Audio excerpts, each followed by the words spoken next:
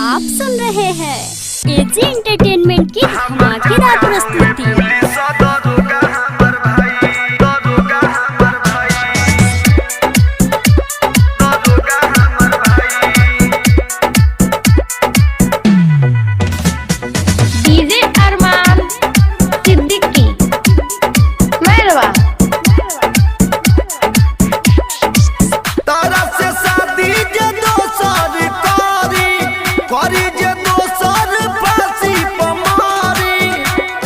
सुना ना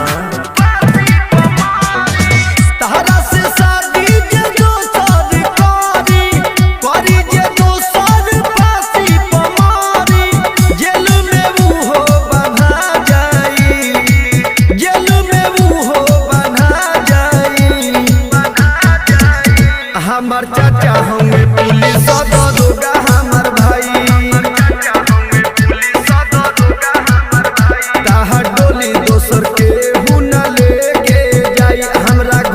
हमरा घरे ओढ़बू तू ही हमारो राजाई हमर चाचा हमें पुलिस दरोगा हवे भाई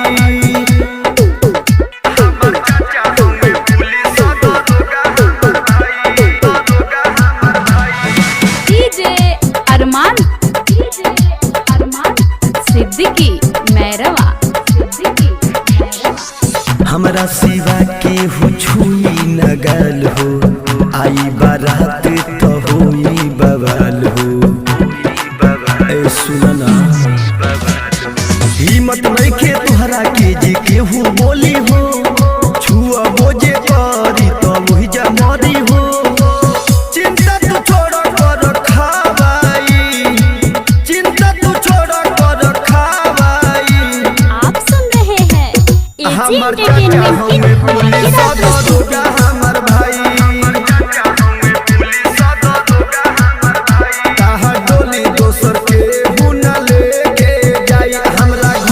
हमरा घरे ओढ़बू तू ही हमारो राजाई हमर चाचा हमें पुलिस दरोगा हवे भाई हमर चाचा हमें पुलिस दरोगा हमार भाई। डीजे अरमान सिद्दीकी मैरवा मंटू विकास रंजन ले जाई तू हटोली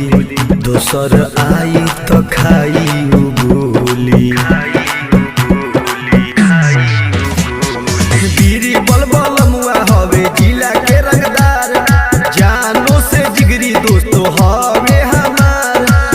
रोके न पहिए तोहर बाबू माई रोके न पहिए तोहर बाबू माई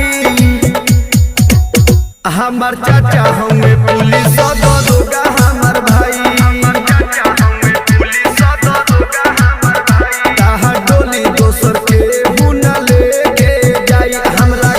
हमरा घरे ओढ़बू तू ही हमार